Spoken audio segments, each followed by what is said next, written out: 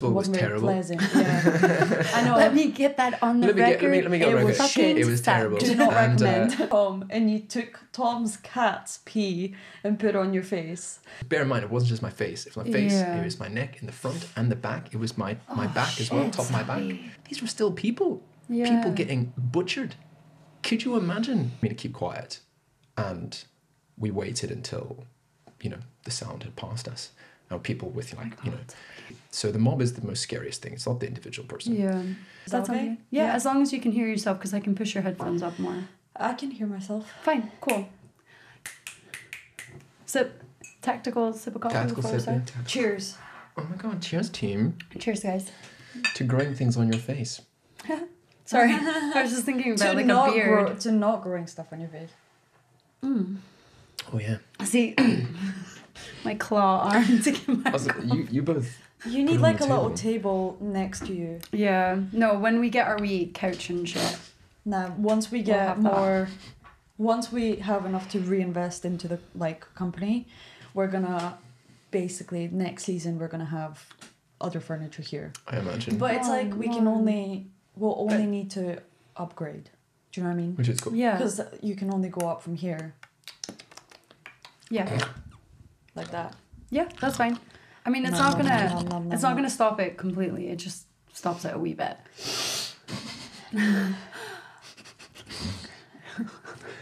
Sorry, things really are fun. Getting weird. Yeah, it's really fun. It's really fun. Okay. You fucking druggle. Should we play the song? I can play it on my phone since apparently I put it on here though, but it's not loaded on for some reason. It's super annoying.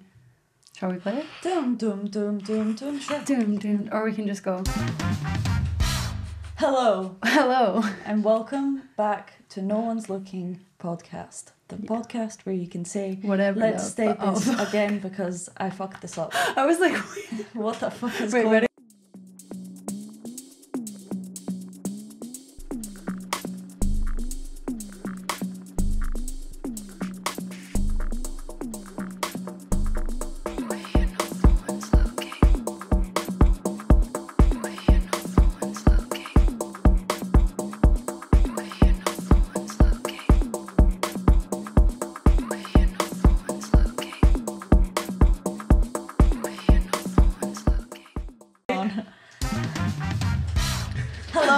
Hello. And welcome to No One's Looking, the podcast where you can say whatever the fuck you want. I'm your host, Maggie. And I'm Melanie. And today...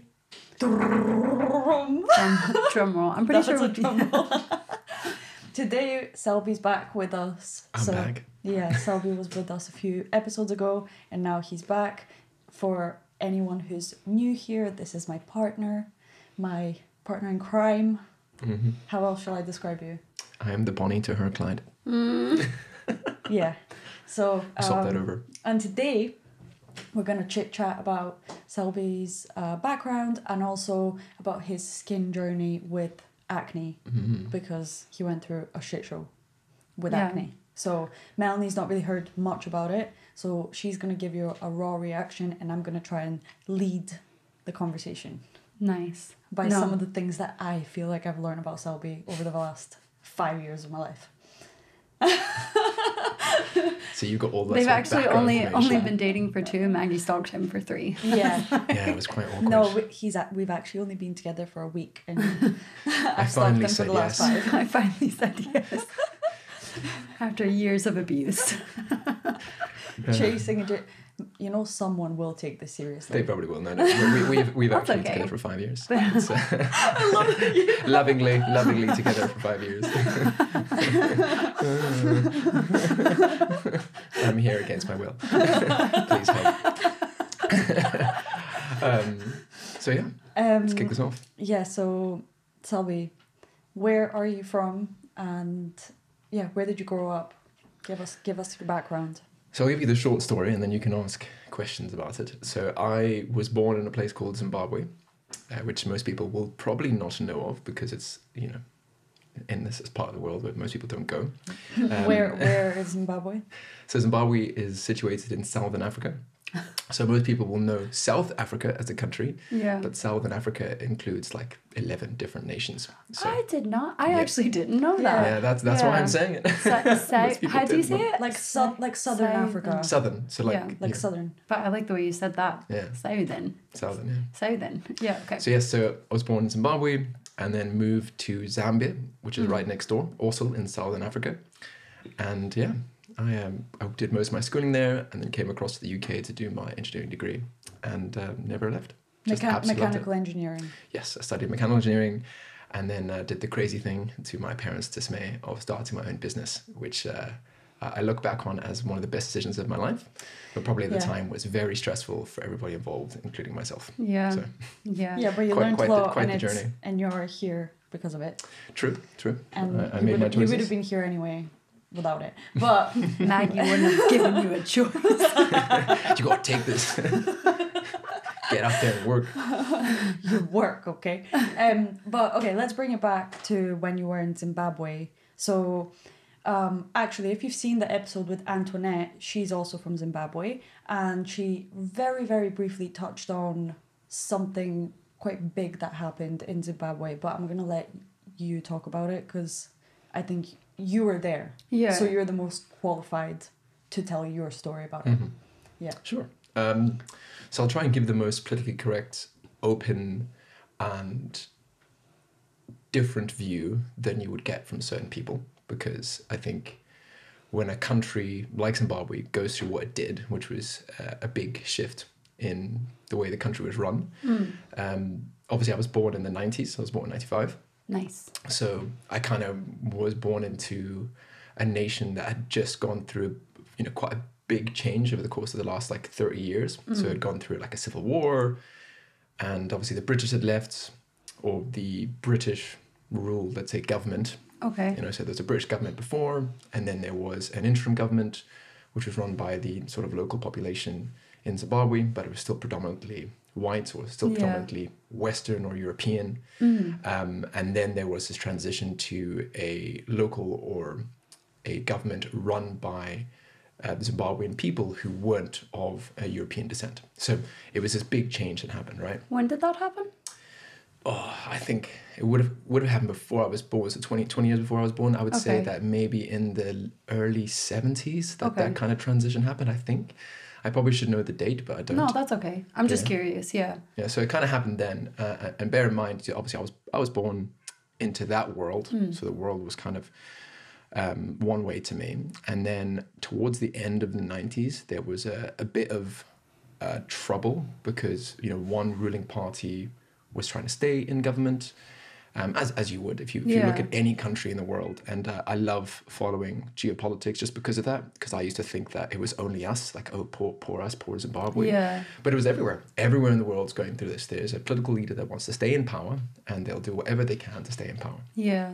And this is, this has been seen over the years as you've watched the particular potential person that I'm talking about was Robert Mugabe, who is now deceased. Yeah. What's his last name? Robert Mugabe. Robert Mugabe. That's a cool name. Sorry. It's a cool last name. Unfortunately, it's associated with some pretty bad things. Oh, no. So, it's always the cool last names. Damn. So obviously he was, at that point in time, had only been in power for maybe 20 years, 20 plus years. And before Robert Mugabe was 20 years.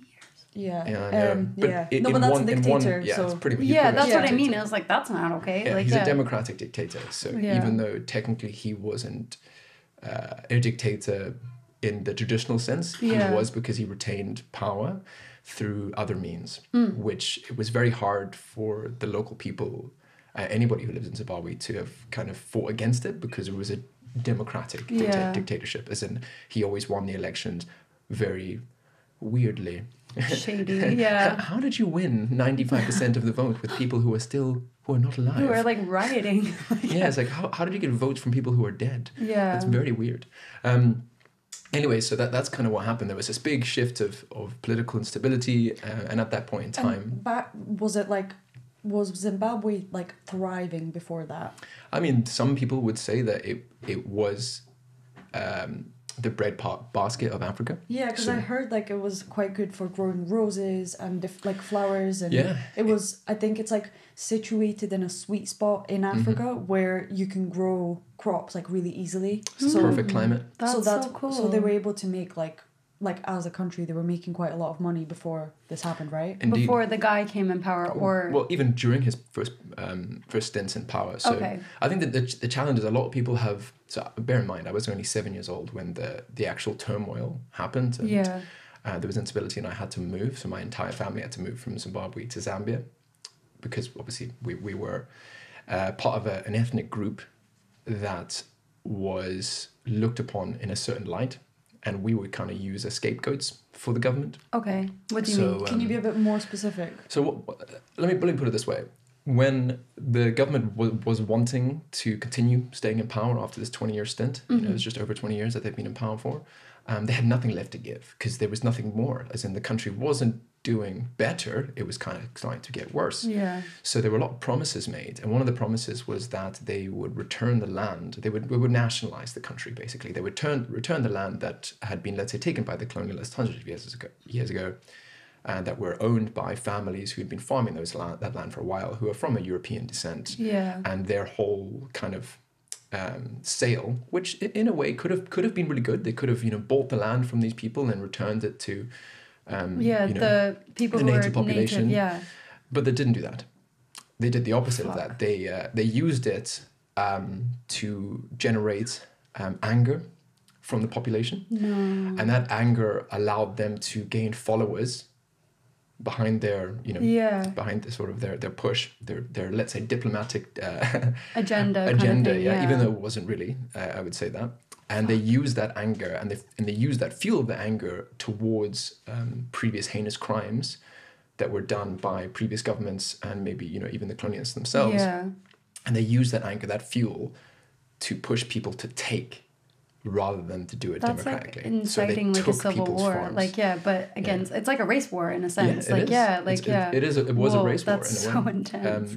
Obviously that was the beginning of the end for the country, because I mean, whether it's America, whether it's Indonesia, China, wherever you are in the world, as soon as you start saying there is no more law, nothing that we wrote down on paper matters anymore, everything just falls apart. So like civilians or like people were taking people's farmlands and stuff. Pretty much. Oh my God. They were kind of by the main political party, who at the point was kind of losing the battle, and all it was going to take was one more election and they were going to be gone, essentially. So they found a way to stay in power by giving the people what they wanted, but there was consequences for that. One was the fact that all these farms were the breadbasket of Africa, or the breadbasket of the country. They were the main source of income for the nation. Yeah. That is where the gross domestic product, the GDP, that people say the acronym GDP quite a lot. That acronym was derived from the amount that the country can produce as a nation, how much it can export and similar. So there's a whole complex reason behind that. But essentially, all the food producing parts of the country stopped.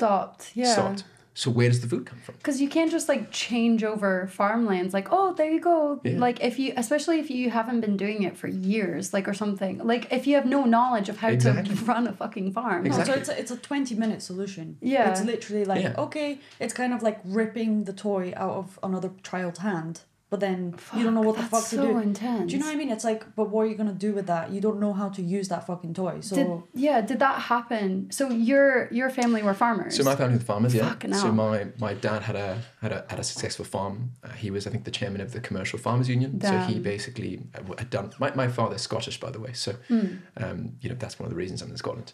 And, he came across as a farmer. He fell in love with Rhodesia.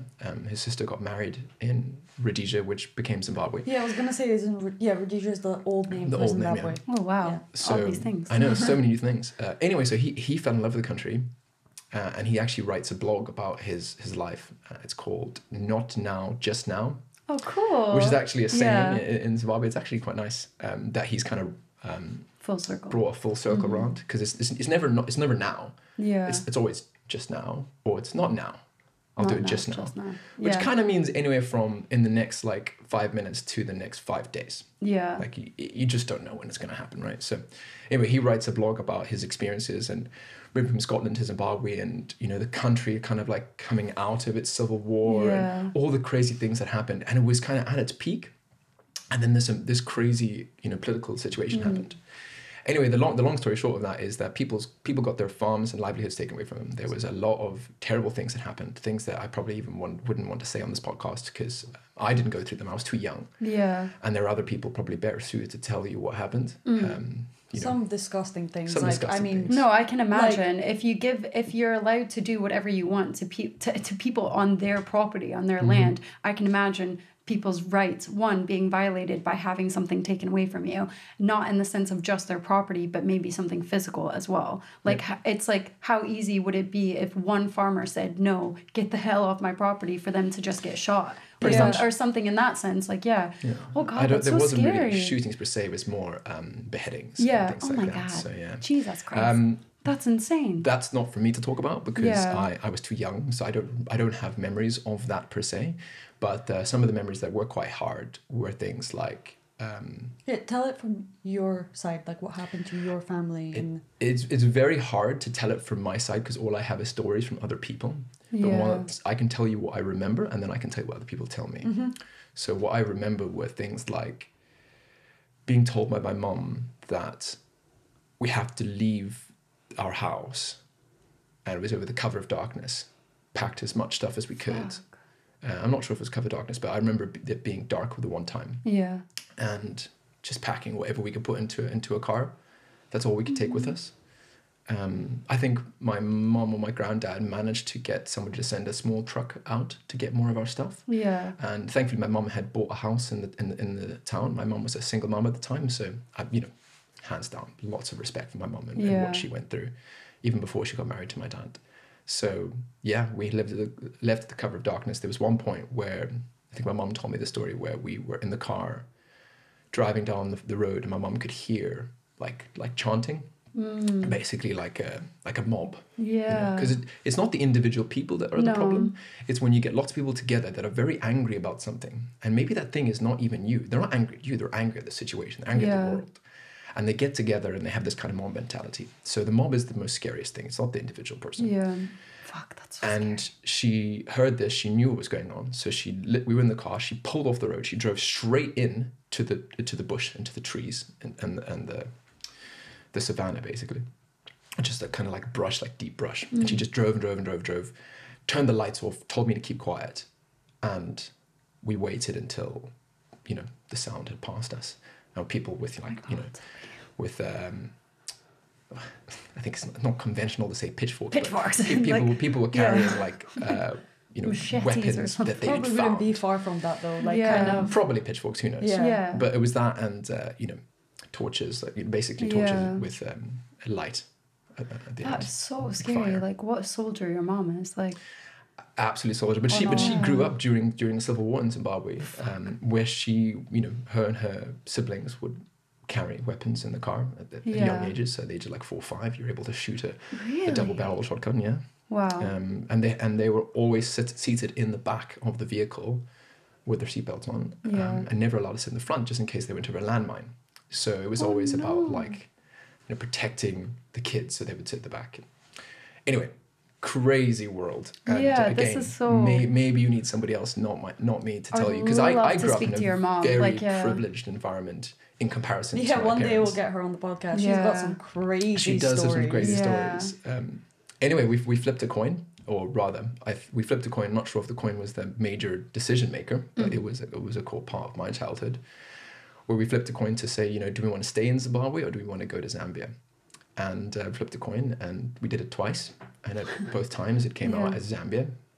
So we took the hit. We know a lot of people who had the same thing happen to them. Had their farms taken away from them. My grandfather tried to say no, and he got thrown in prison for a couple of days. Really? Yeah, because he refused to leave. Damn. So that was quite hectic. Some people left to places like Australia and the UK if they could. Again, very expensive, very hard to make a life. Also, bear in mind at this time, what had happened had caused so much turmoil to the country. And what I mean by this is if the country was built on trust, every nation is built on trust, right? I trust you, you trust Mel. Together we form an entity or a nation, and we have our families. We trust our families, we trust our communities. And therefore we trust this entity that we call a nation. When the nation or the trust to the nation is broken, everything else falls apart. Roads, police, fire, law, right? Finance. Money is just a concept. Yeah. So money lost its value because the natural currency, the Zimbabwe dollar, just started to inflate because nobody wanted to have the dollar, the Zimbabwe dollar. Shit, of course. I didn't even, oh my God, yeah. Because why would you? So Because it it's would have not turned worth into anything. Millions. Well, From actually, it had 200,000% inflation. You know how we're complaining right now about 2, 3, maybe even 6% inflation? None of that. This one day you had enough money, let's say, in your wallet to buy a loaf of bread. The next week you had to have a wheelbarrow filled with money, with cash to buy the same loaf of bread. Literally. And then they would do something called rebating, where they would remove zeros off the notes, off the currency. I mean, we've got a fridge magnet in our house of, I think it's like a $1 quadrillion note. Really? Yeah. They That's rebased it so so many times. intense. I think they lost like 50, maybe 30 zeros at the end. Yeah. And even now they still have the same problems. It's not got better. No. Basically, the point is trust was broken with the people and there was no law and order. And that continued on until, even now. People still don't, some people can still farm on their farms and some do. But there is, an unspoken law, or maybe it's more spoken, maybe not written, where, you have to give a part of your proceeds to the local chief or tribe owner or whoever is in control of that area and has connections with the government. It's like a lot of other places in the world. Yeah. I was watching a news report today about Bulgaria, and the corruption that's happening there. It happens everywhere. I thought it didn't happen here, but the longer I spend in the UK, in any part of the world, we've spoken about America. Corruption is everywhere. Corruption is everywhere. Just depends on Such how they a shame. disguise it. But Exactly. so you've kind of covered all of how it went, and then you guys had to flip a coin and decide where you wanted to go. So you chose to go to Zimbabwe. I think you also said Zambia. Sorry, Zambia. What's No, Zambia it's a lot like? of Zs. So What's Zambia like? What was that like moving there? Zambia was obviously next door. Zambia was a lot more modern than Zimbabwe. Not that I didn't think Zimbabwe wasn't modern. It just kind of froze in time. did they have escalators? Well, this is a funny thing that Megan always laugh about. I'd never seen an escalator my Really? entire life until an escalator was built in one of the shopping centers in Zambia. The mall, if you're from America. The mall, yeah, the mall. And we used to call it the mall. And yeah, one of them was built, and literally people would go and ride on it like in a theme park. So cute. So they I did it literally myself. would go. Yeah. I did it myself. They're it was a theme fun. park. Even the boys, even though they've seen them, You should see a video. There's There are literally, videos. if you're listening to this, go and YouTube it.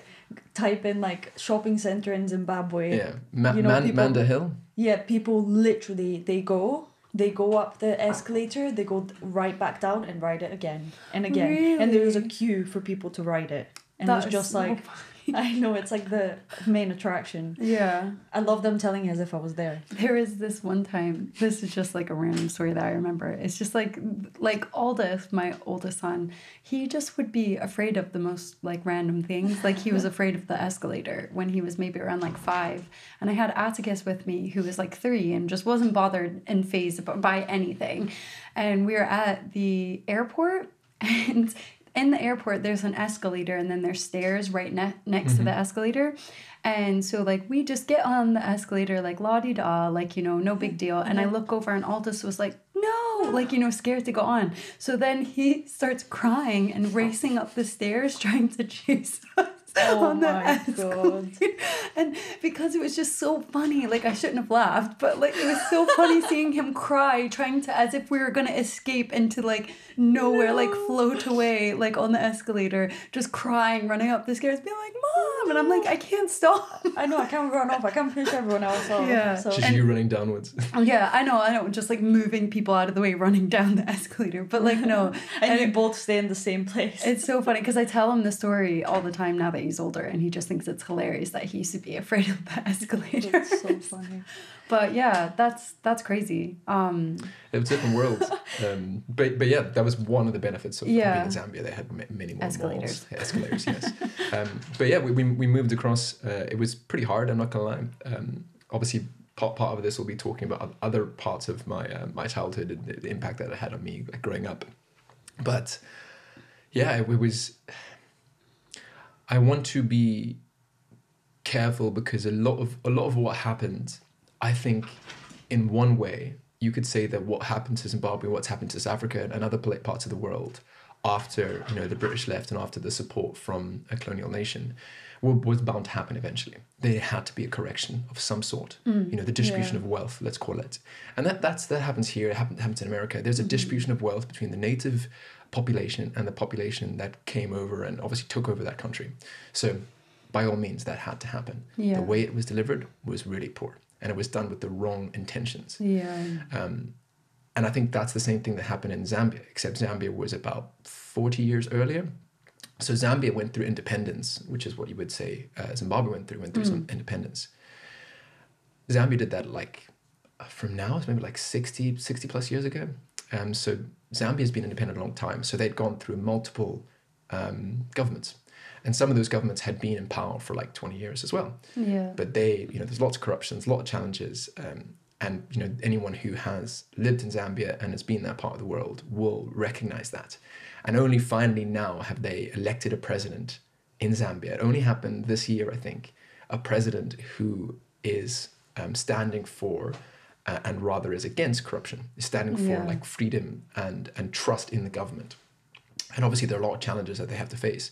But that's the first thing I want to say is that no country is perfect. Zimbabwe is not perfect, neither is Zambia. But what's important is having key persons in the government from the top and on the way down, senior members who are not doing it for themselves, are doing it for the people, and obviously want to make the country better. And it starts with that corruption, that big C word. Because if you are willing to take bribes, or if you're willing to take money home for yourself to make yourself do something for a friend, or do something for a friend, it does kind of snowball. And then at the lower levels, the people who are just working behind a desk, or a receptionist, or a policeman who is just wanting to feed their family, if they're not being paid enough and there's not a really strong system above them and around them, what are you going to do? Of course you're going to take a bribe because you need to feed your family. At the end of the day, that's what this is all about. People live in these parts of the world, whether it's Zimbabwe or Zambia or South Africa, and I've got friends from around the world, it's all the same. People just need to eat. Yeah. And we even say that here, running a business. At the end of the day, it may seem really cool that you're running a business, but you need to eat. Everybody's got to pay the bills at the end of the day. So, bearing that in mind, when I moved to Zambia, it was actually a lot more well established, or it seemed that way. It seemed there was a lot more law and order on the surface of things. And I think even now Zambia is much further ahead than Zimbabwe in terms of its systems and its infrastructure, and it's got a lot of international trade, which is really exciting. But I'm saying all that now to kind of paint a picture that when I was 7 years old and I moved across, I knew none of that. I was ignorant. Because I was just a little kid. I was just a little kid, right? So now that I know all these things, it kind of puts my mind at ease. But then I was just a kid who had left his entire life and all his friends that he'd ever known. Aww. And his toys, and his home, and his house, to jump into a car with his parents to move to another country. And it was kind of exciting in a way, I'm not going to lie. But then once the reality of the situation hit us, it was quite hard. Yeah, it's not like a holiday and where you just pop over. It wasn't a holiday, no. So at first it would have been like, oh, that's exciting, we're going on a road trip. Yeah. But then you realise you're not going back to what was home. Yeah. Yeah. And I realised that we were actually, maybe later on, again, my parents told me this, that we were one of a few families that were actually able to escape. We didn't leave by choice. Obviously, my dad had managed to find work in Zambia. Yeah. So imagine they'd owned their own farms. They were affluent in a way, lucky to be so, especially at that time. But they were very affluent, and then the currency crashed. And let's say you had a pension, you'd saved $1 million in your life. overnight. It's all gone. How It's all old were gone. your parents? Oh, my mum was like 30, in her late 30s. My dad had maybe just turned 50. My stepdad. Crazy. Imagine just painting that picture. Like, you've worked your entire life. Imagine you're having kids. You're in your 30s, so you think, okay, this is like my life is, as you would say, cushy. Like, I'm nice and comfortable. I did it. Yeah, like your mum bought her first house. Like, she bought her literally first house. imagine being in that stage of your life where you're like, okay, I'm in my 30s, I've got a child, I've got a house, like my life is going so great, and then all of a sudden, all of the money that you've had is worth nothing. Yeah. That happened to my And there's granddad. nothing you can do about it. That's insane. In Russia, there was a similar sort of like financial crash, and my granddad had been saving his entire life to buy this car. Like, he just kept putting money away, and then when he was ready to buy the car, the day before, the what's called money crashed, whatever that's called, financial crash, and it was worth nothing. And then he literally became an alcoholic after it. Oh no. He was like, nothing left to live for. Yeah. And that's happened in Zimbabwe. I mean, it's very, very sad. And a lot of my friends who are now living abroad or have been lucky enough to study abroad, or their parents could send them abroad because they maybe had squirreled away some money in the UK, or maybe they had a British passport or an Irish passport, or some people had Greek passports or whatever, whose grandparents were not from Zimbabwe. They were able to leave. But those people who couldn't leave, it's like a time bubble. I can't explain it. And only people who have moved out of Zimbabwe or out of Africa and have come back have gone, oh my God, why have people changed in Zimbabwe? But they haven't. They've just not changed. We have. Yeah. We've come here, had our minds expanded. I had no idea what existed out there. Yeah, tell us more about that. Like, about how you perceived it, where you lived in Zambia. How did your life progress after that? Rather than, what was it like for you? I mean, it depends what stage. So you moved to Zambia. So after I moved to Zambia. And where did you live? That was the hardest part. So we moved to Zambia. We had no money, or very little money, and we had to find a place to live. So we lived with, I think it was like 7 other families. I mean, maybe 5 other families, but these were like extended families. So parents, 2 or 3 kids. Yeah. But I think it was up to like maybe 7 families in one house. We used to call it the Big Brother house. How big was the house? How many bedrooms roughly, if you can remember? Maybe like 10 bedrooms. Yeah. So it was like a big like it's a lot of people. A big like colonial house.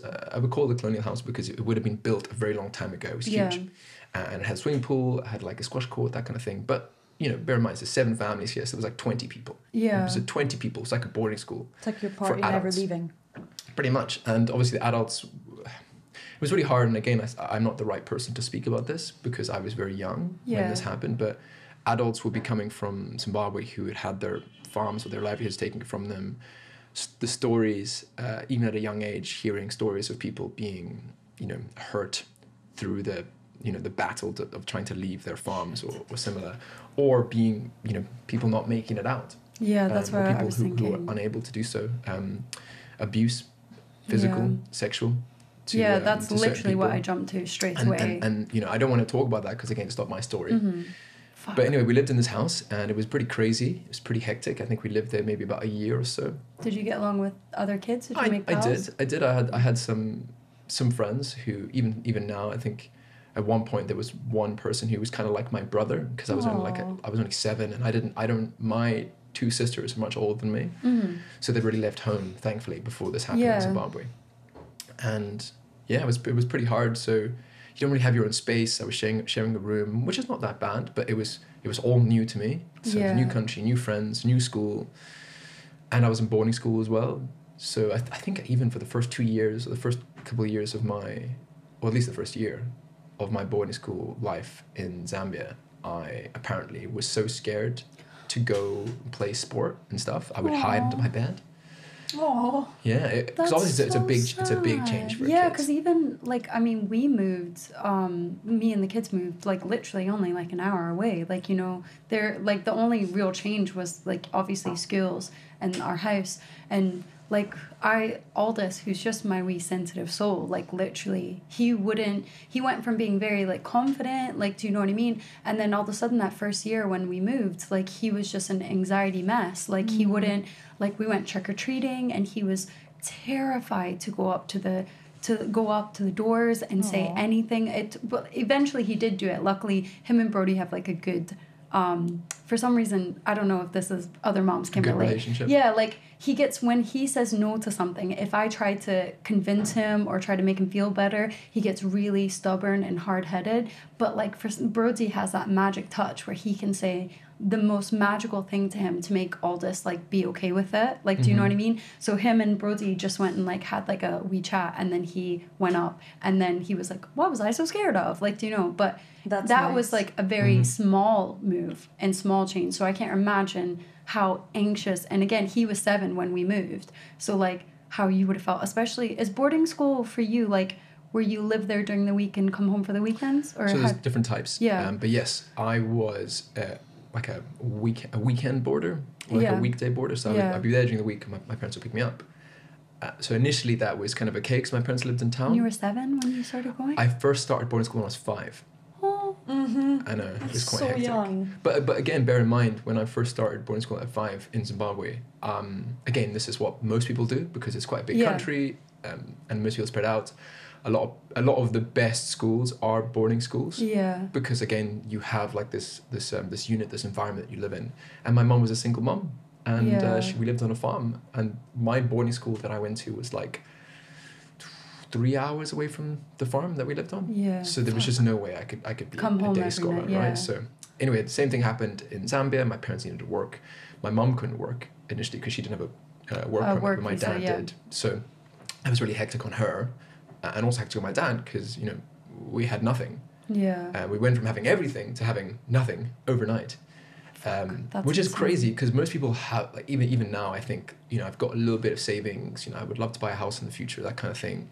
I've worked for myself for a long time, and you've got to think about paying the bills, you know, money in and money out. And you've maybe got a little bit of float. You've got an overdraft that you can rely on. Or maybe you've got your parents who might be able to help you in a really terrible situation. And some people don't. Yeah. Imagine that as an adult when you're maybe 50 or in your late 30s. No, and you're you lose meant to be everything. that person. You're meant to be the person to help others, but you can't. Yeah. You're relying on only yourself. You know, and there's no debt. You can't just take out like an overdraft in Africa. It's just, or at least in most parts of Africa, you can't just take out money. It's just not, it doesn't happen. Oh my God. So anyway, this Big Brother house that we lived in, if you've ever watched Big Brother, it's kind of like lots of people in a house together, and you see how they kind of interact. And that was pretty much that. So it was a very interesting vibe. Anyway, we moved on to another house, and then another house, and we eventually moved on to another farm when I was about 9 years old. And again, still in boarding school. That's a lot of change. And I started to kind of like come out of my shell a bit, maybe when I was at 8 or 9. But it was a really hard transition. I had some great teachers. I had some great friends as well. That's who, nice. You know, really helped me to open up.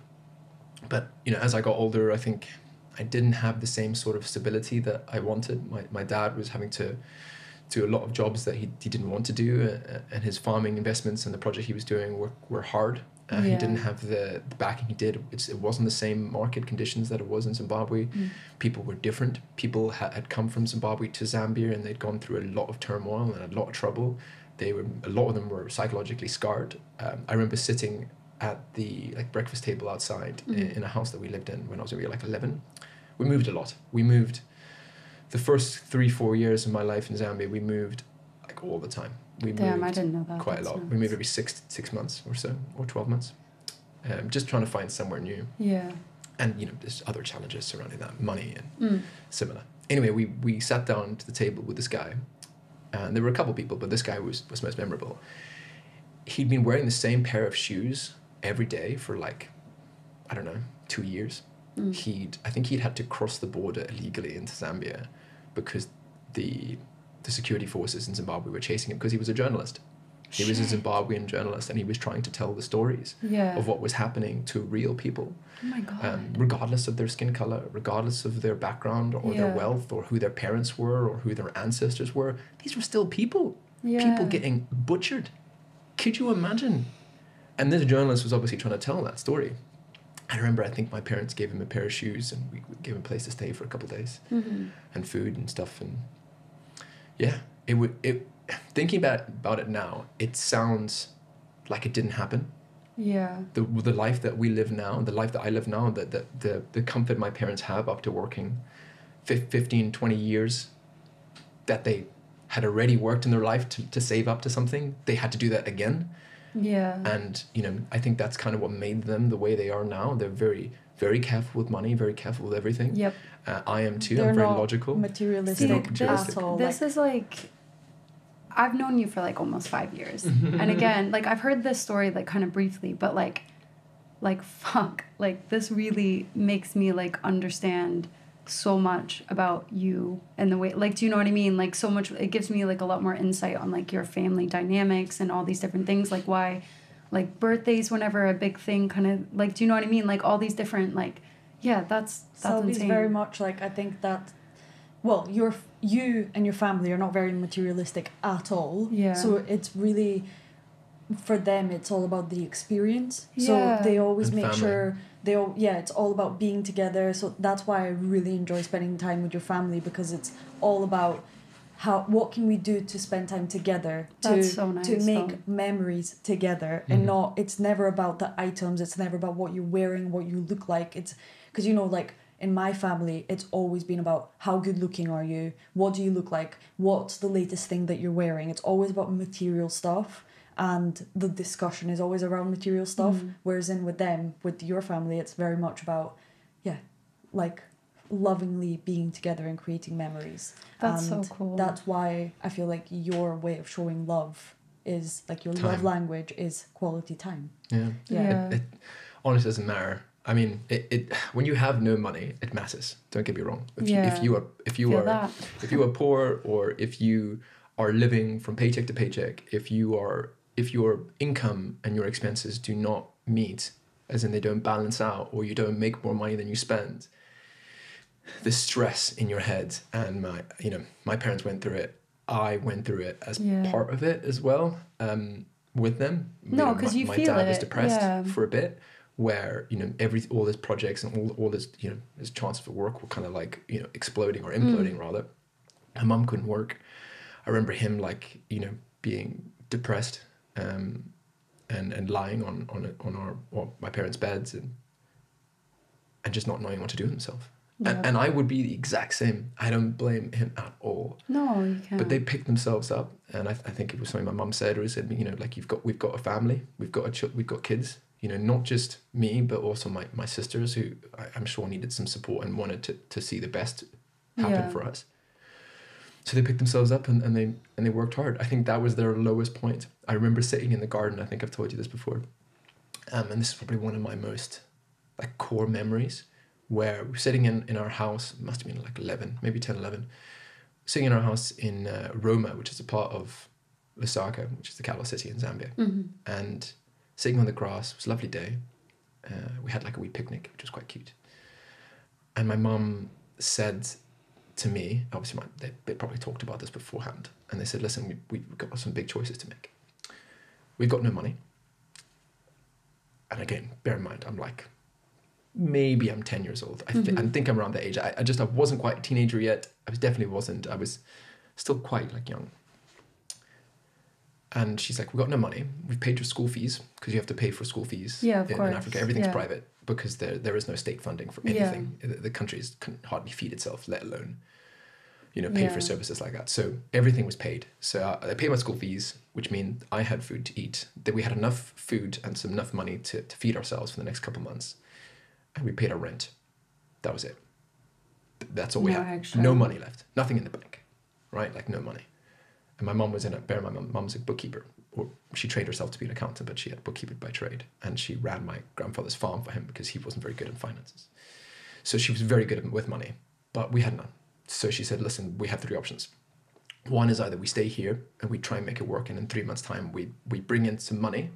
They ran a consultancy, because my dad is really good at what he does, and he used to basically run all of the farmers. He was the head of all the farmers in Zimbabwe, so he knows how to farm. And my mother was the daughter of one of the most successful farmers in Zimbabwe.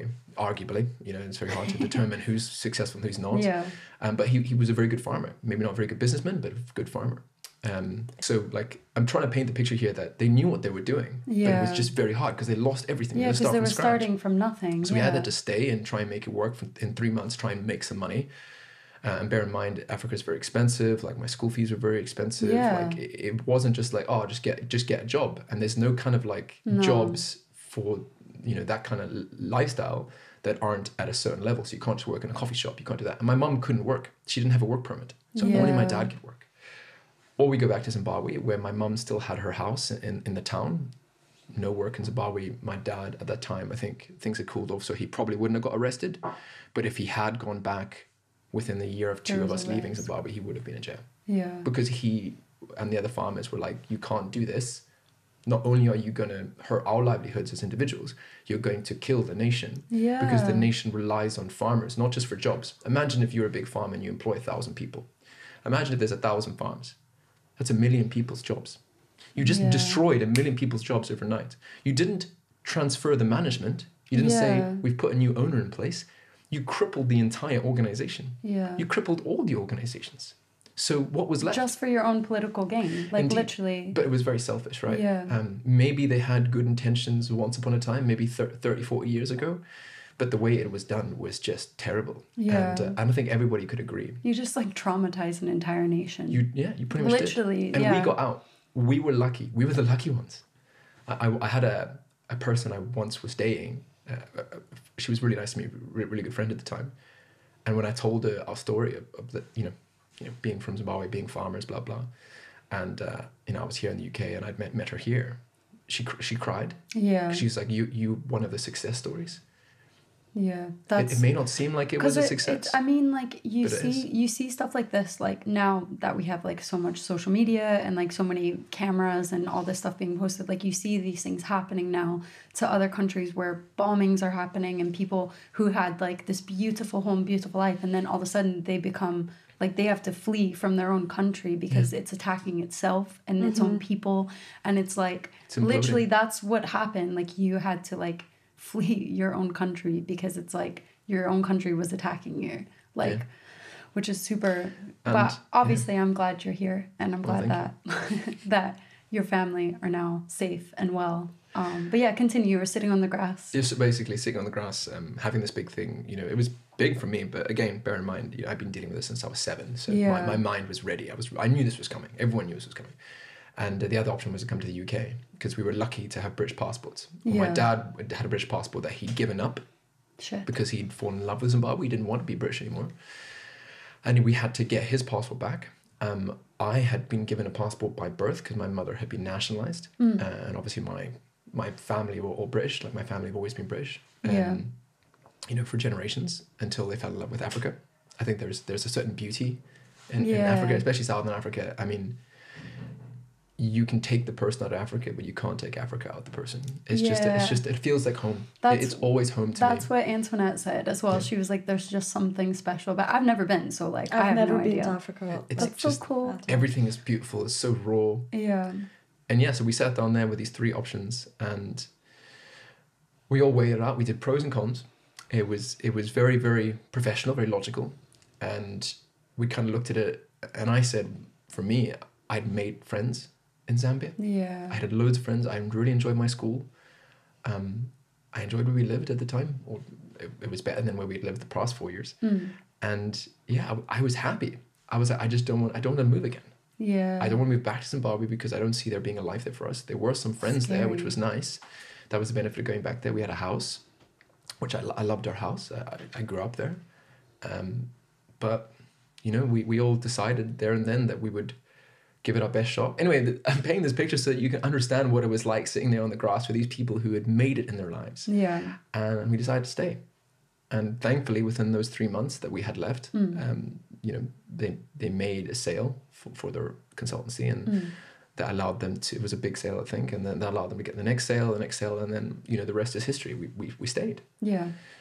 I found really interesting as I grew up that I could see the perspective of the people who had taken our farms from us, and the people who had worked for my grandfather, And I felt more for them than I did for us. Because I could see eventually by the time I was 14, 15, my parents had, their business had taken off. We had a bit of money. My parents never splashed out. It was always like secondhand cars, secondhand everything, secondhand clothes, until maybe I was like 15, 16. And there's another story around what changed and when we actually started to spend money. But I was brought up for the first couple of years of my life, maybe 3-4 years of my life, by my nanny, basically. Because my mum was a single mom, right? And what was your first language? So my first language was Shona. So I didn't speak English until I was about 4 or 5. Cool. Which is quite cool. I mean, it was a struggle for my mum because she couldn't understand anything I was saying. That's so funny. I didn't even think about that. They're like, sweetie. Yeah, sure. Are you hungry? What are you trying to say? Yeah. Damn, that's so crazy. So funny. So No, that's even insane. now, like I still can understand. Reaction, that was really funny. Yeah. Yes, sweetie. That's like, yeah. Oh my God, your poor mom though. Like I'd be like, oh my God, who is my child? Yeah, exactly. Yeah. So obviously I had a nanny who was absolutely amazing. She was so patient. She was so lovely with me. And I spent a lot of time with her when I was really young. So my early memories are kind of with her and my mom together. Because obviously I didn't have a father figure until I was maybe 7, until my parents got married. Mm-hmm. So she would take me to her house, her small village, and I would eat with her and her kids and everyone else in the village, and just play. And it was a very chilled existence, because there was just no cares in the world, especially when you're a kid. You're just like, communal. And would eat sadza, or other people call it nshima, which is like it kind of is like a maize meal ground up, and it kind of looks like a really thick porridge. Oh my God, that's like grits. Kind of like, I'm not sure what grit is. Grits is like corn, maize, like ground up. Yeah, ground that's up, what I grew up on. Oh my God, that's so cool. Oh, that's cute. Yeah. That's nice. That's so nice. So that with like it's a stew, amazing. it's really good. Yeah. It's not good for you. It's got no nutrition. Yeah. but It's so it yum. fills your stomach. You've Yeah. always wanted to make me grits, man. Yeah, we have grits, eggs, and bacon, and you put it all in together, It's and like, then get a sauce with the sadza, and you would basically kind of grab a piece with your hand, like make it into a small bowl, dip it into like some stew or some sauce, that's and cool. eat it. It's really nice. Yeah. Anyway, so that's how I grew up. And as I got older, I was really angry, because I was like, how could you, my mom, allow this man, this president, to do this to us, to do this to everybody? And I can only imagine what my mom must have felt like, because Angst. she couldn't do anything. Yeah. She couldn't No, there's stop the nothing bad she guy couldn't have done. from doing what he did. So it was pretty hectic for her, pretty hectic for us. But as I got older, I realized that we were the lucky ones. Yeah. We had Perspective. we were able to leave, and 99% of the people had to stay. Fuck. And the people who had worked for my family were not in a position to move either. Yeah. And they didn't have the skills, perhaps, Or the means. to do anything about it. And as I got older, that became the number one story for me. That didn't matter about us anymore, because my parents were lucky enough, skilled enough to make a success of the outcome. Yeah. And a lot of other families like ours were able to, and we kind of stuck together as a community. But those people who were left behind, who were not the same community as us, who didn't have the same support network, still to this day, they are what's called subsistence farmers, which means that they still live on the farms. Some of them do, on the farms that they once worked on, but now they farm the farms themselves for themselves. But because they don't have economies of scale, they only farm a very small plot of land. Yeah. So it's only enough to sustain Make subsistence themselves, farming, sustain themselves. Damn. But that means they can't grow, they can't develop. It's very hard can't. to get out of this. Imagine it like, people say like the glass ceiling in sort of business or commerce for women. Imagine the glass ceiling, but for an entire nation, for millions of people. It's like it's not a glass ceiling per se, because you just can't get out of it, because you can't grow enough food to sell, to make enough money to even send your kids to school. Fuck. So it's this whole this terrible cycle, and it's not getting better. It's getting worse, because Still to this day. it's the same government. It's a different face now. Same government. So I'm not So going to say Mugabe is gone. Did they kill him, or did he die? He died. He died, and then what happened after that? That was like a few years his ago. second in command became president, and everybody was really excited. Even I was excited, but I let go of hope for Zimbabwe a long time ago, because every time I was disappointed. It was like a sigh of relief, though. I remember when it was you and Michael, he was from basically the same places, moved to the same places. A friend of Selby. Yes. And us. And they were both kind of having a bit of a celebration, being like, wow, he's finally gone. But Yeah. then what? Nothing. Well, at the end of the day, you still need to build trust. If the trust has been broken, it's like I think about like a relationship. We have a relationship with the nation or the government, and the government is a reflection of the nation in a way. So if the government and the nation and the people are not all one, they're not connected, they're not in balance, and there's no trust shared amongst the three, because the nation is just a group of people, and the people are the individuals, and then the government is the representation of the people, which is the nation. If those three are broken or don't trust one another, you can't go anywhere. You're stagnated. So I think the country is still in the same place. They've got financial issues. They still have a problem with their own currency. They keep issuing new types of currencies, which no one trusts because no one trusts the government. No one trusts the fiscal systems. Yeah. So it's just a constant loop. So it's not going to go anywhere until there's complete reform.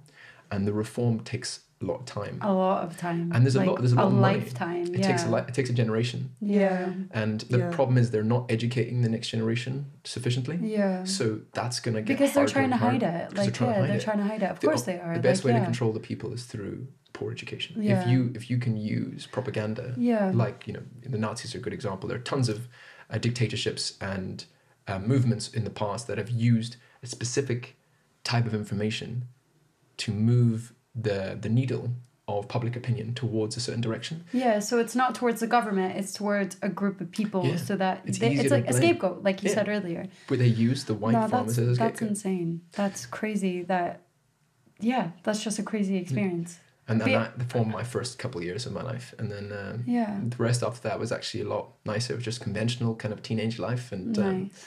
Living on a farm or living near a farm. Going to school. Going to school, Yeah. being a boy at school until I could drive myself to school. So I only stopped being a boarder when I was maybe 16, 16. But I also had a really challenging time at school for other reasons. So like I said, fat nerd, which helped me in some ways to get where I am today. So, so you were a little bit overweight and you were a little bit of a nerd.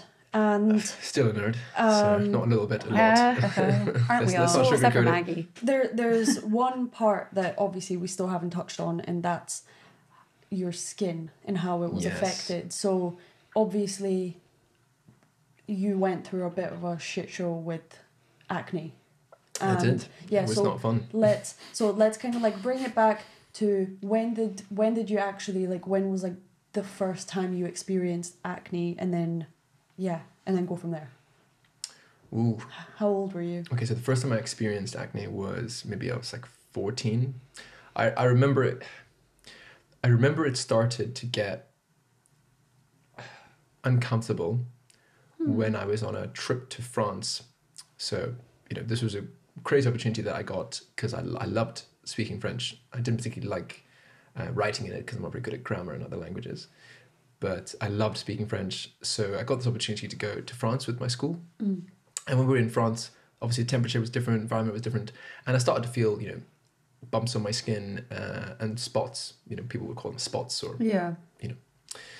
Anyway, so I started to notice it then. And then after I got kind of back from that, I vaguely recall my skin getting more and more bumpy, more and more uncomfortable. Wait, so this is after your trip, so you hadn't experienced that when you were in Africa, it was when you went to France. So I only went to France for like 2 weeks. Then only then you started to get acne. I wouldn't correlate the two together.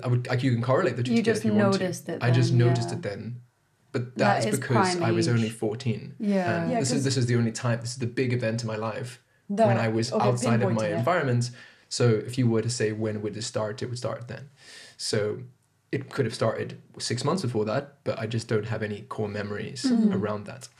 And then it just got worse. Every day just got worse and worse and worse. Between the ages of 14 and 15, I was in more pain than I've ever been in ever since. I actually think to myself sometimes when I'm in pain, whether it's a toothache, an earache, or, I've got a spot on my back or something, and, I do those silly things and I squeeze it. No pain. I could cut myself. I've been punched in the face, because I did boxing for a bit, and getting punched in the face, being rugby tackled, being completely winded. Not a single one of those things. Even being bottled on the back of the head once upon a time. Nothing.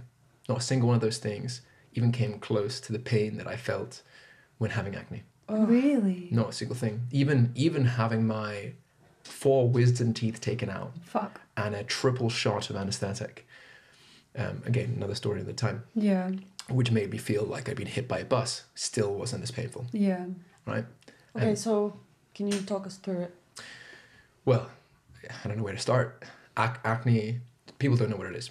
Like 100% down. People do not know what it is. Yeah, if people tell you that they do, they're lying. Yeah. You know why they're lying? It's because we don't understand the exact cause. We understand correlations. Mm-hmm. So, for example, your diet has a correlation towards your acne or the way your skin presents. However, I went through this whole environment and this whole journey with acne for a long time. I still had it when I came to university. So from 14 to 19, that's 5 years with this thing. No. And then how were you dealing with it for those 5 years? What were the kind of, so, you got it, you started getting the spots, and then what kind of like, in a way, I've never ever experienced having more than maybe like 5. I think 5 spots, that's like steep talking about it. Do you know what I mean? So from my perspective, I've never ever experienced anything like it. So I'm just curious, what was it like what was it like as an experience? Not saying that it was obviously first of all, it was wasn't very terrible. Pleasant. Yeah. I know. Let me get that on the record. Let me get on record. Fucking It was terrible. Do not recommend. I even once said when I was a teenager, I would not wish this on my worst enemy. No, that's because it's you can't it doesn't go away, and nothing I did. So bear in mind, like I'm 14 years old. I'm a nerd, so I'm really keen on research. So, but this is also, I'm 14, so the internet had just become a thing, or rather just become a thing for people like me. And I just got a phone, or a phone that was a smartphone. So I think I had like a Sony Ericsson. It was a smartphone, but I had a Sony Ericsson. And I was able to go on the internet, and I was able to use my mum's laptop and similar to research. So I did a lot of research, and nobody knew. I went to all the doctors, we paid for private doctors, all that kind of stuff. really? Nothing. No one knew what it was. And one doctor actually just said to me, listen, unfortunately, we don't know what this is. We know that it happens around this time. We think it's linked with hormones, but we don't know. We can't correlate it properly. So we can say that this kind of has influence on that, and it could have influence on that. And my doctor just said, here you go. Here's a range of things you can try. That's all. Just here you go. Good luck. And what were the range of things that you tried? So initially, I started out with what people said to me, it is your diet. You eat too much sugar. So I cut out sugar completely. No sugar. Yeah. Then they said... And it didn't help? Didn't help at all. Fuck. Didn't help at all. Now I'm just pissed off because I can't have sugar. Yeah, months. Yeah. Like months of no sugar. Nothing. So then I was like, okay, well, this is not working. So I tried all different things. People said, oh, maybe you're not clean enough. So I would shower twice a day. No. That Then probably they made said, it well, worse. would have been drying your skin So out dry my even skin. more. But wait, it gets worse. So showered, didn't work. Maybe it's what you're putting your face on. So then it was, okay, maybe it's sweat. It could be sweat in my skin, something like that. So then when I would do sport, I would take a towel with me, and I would dab my face afterwards. Bear in mind that you said, 1 or 2 spots were bad for you. If I had 30 spots, that was a good day. Oh, Sophie. Imagine my entire face. Imagine I'd been stung by bees continuously. Yeah. Have you ever seen what a bee sting looks like on somebody's face? I've seen people with like Imagine 100 of those. all like basically their entire face. I couldn't surface. smile. If I smiled or moved my face in any way, the acne was so prolific inflamed. that it was under the skin. There was no head. It wasn't like a spot that you could squeeze like a with a bump. white head. It was a solid bump. It literally felt, the only way I describe it is like scar tissue. They were like huge. Some of them were so deep under the skin that I couldn't get to it. I used to go to a specialist doctor or dermatologist who once did a full facial on me, where she took a needle and she would pop every single one with gloves. Fuck, that must she have would been she would painful. squeeze them. Some of them would come out, and the amount of pus in them, and this is disgusting to say, but the amount of pus in them after squeezing my entire face would have easily filled a shot glass. Ew. It's disgusting. Sorry. It's No, absolutely disgusting. That sucks. And bear in mind, I had to awful. wear that face to school. Oh, especially being in high school. Oh my god. It was High terrible. school is I literally savage. looked terrible. And I remember, Oh. yeah, it was just not great. Well, you look like so handsome now. Well, the journey I had to go through to get to where my skin is today is crazy. One thing I must say first of all is trying everything. The only thing I couldn't try was hormones. You cannot rule it out because there is no way to control it. You are going through it. Your body's is taking you on this journey, whether you're 14 or 19, because it came back at 19. Really? Which is not great. Yeah. And I tried everything. So I changed my pillowcases. I actually kept a logbook for 3 months where every day I wrote what I did in a massive table. That's still before you came here. So can we still just... before I came here, 15 years old. And, I changed the pillowcases every day. I changed my towels every day. I had a face towel. After having a shower, I would not use any chemicals. I would shower with the simplest soaps possible, and even for my face, you would use the ultra sensitive, dermatologically prescribed face wash.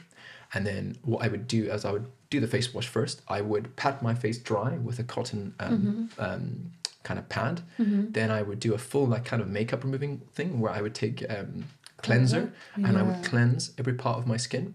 Because bear in mind, it wasn't just my face. It was my face, it was my neck in the front and the back. It was my back as well, top of my back.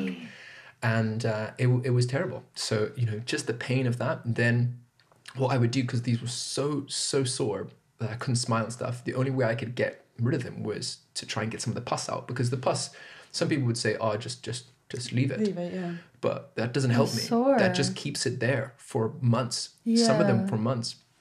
And nothing I did, I changed my diet. I tried different things. I would eat yogurt. I would try and increase my my biome or improve my biome. So your body has a lot of bacteria and things that are there that I thought maybe that's the problem. So I would eat lots of yogurt and lots of different things. I even tried using something called hydrogen peroxide on my skin. Yeah, I know that. To dry it out. I've Toothpaste, sitting in the sun a lot. People would say, the sun will help. Dry it out. Doesn't help.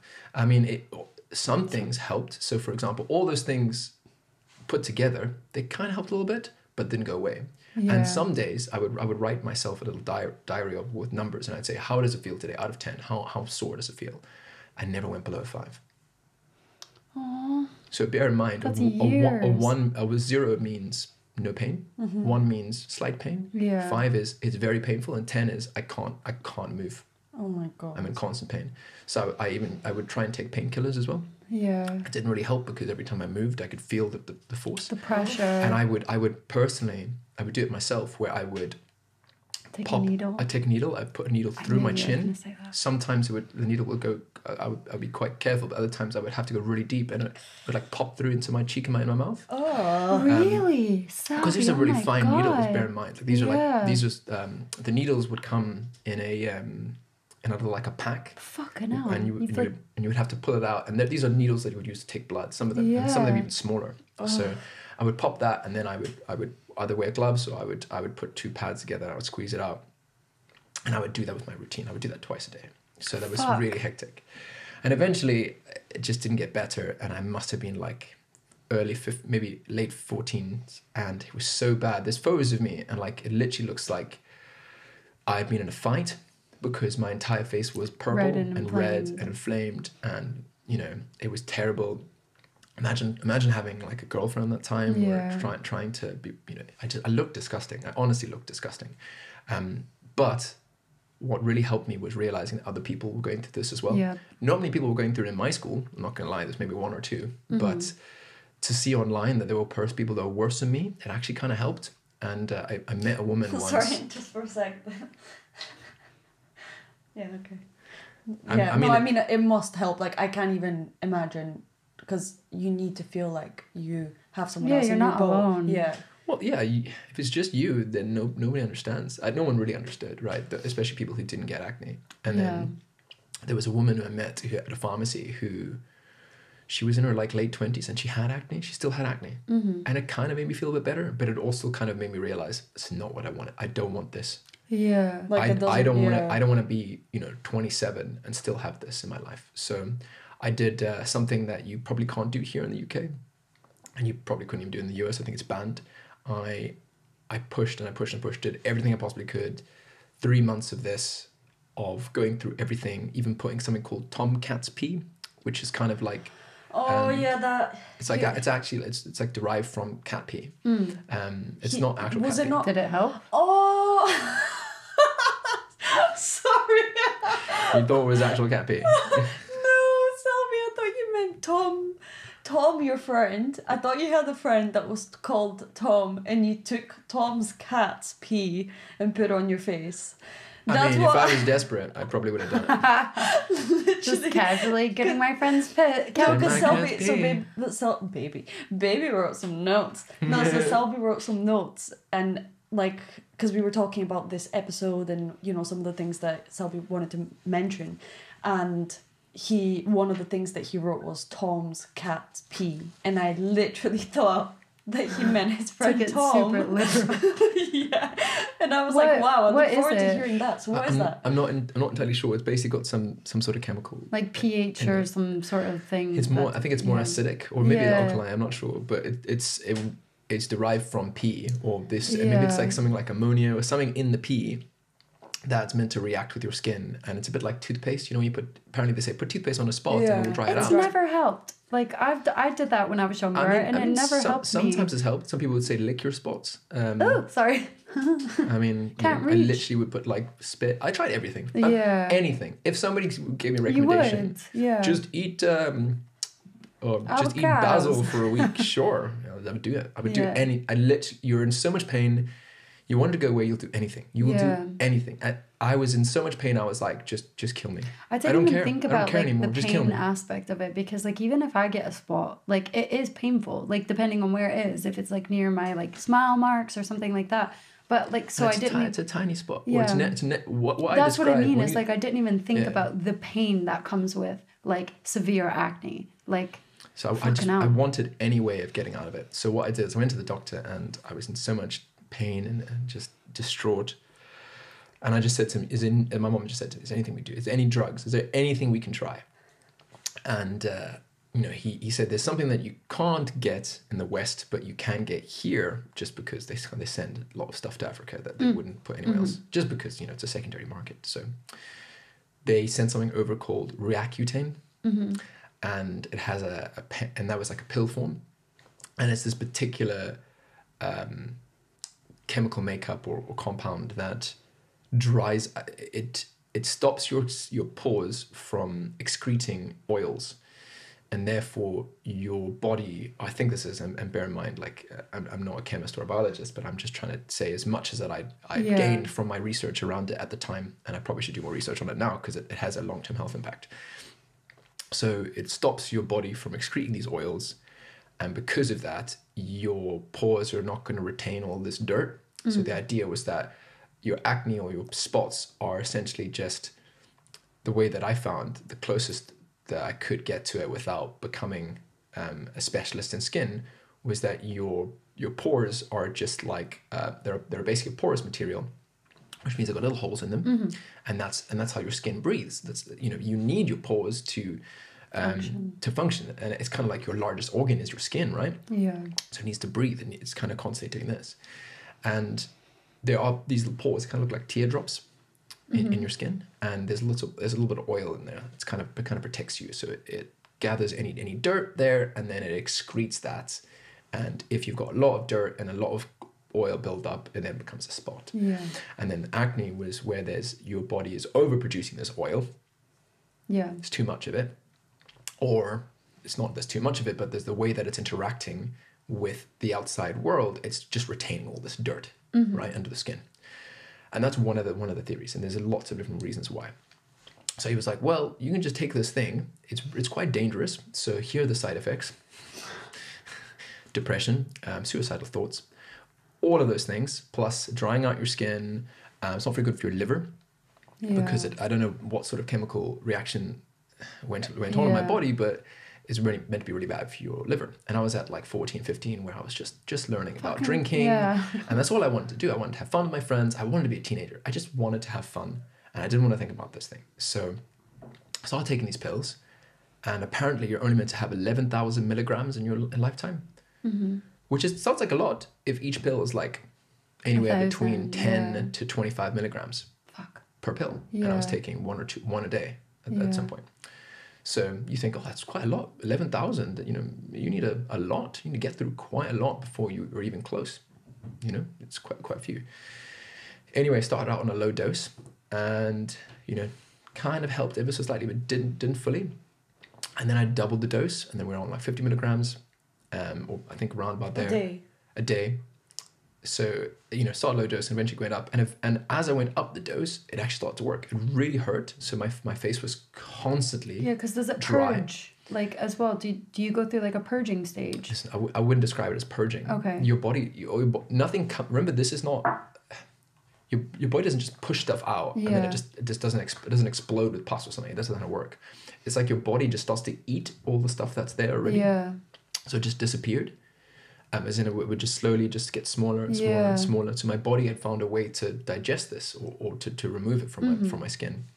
I have no idea how, but it worked. Very dangerous though, so I wouldn't recommend it. I mean, try anything else. Yeah. Even go to the sea and put your face under the water every day. You know, apparently that was one of the things that helped me. When I went to the sea, my skin would always get better because I lived in land, and then the sea salt, it kind of worked. But as soon as I came back to the land, back again. So something like was the going salt on. in the air and stuff. But we're not sure what. We just couldn't figure it out. Months and months and months and months and months of testing.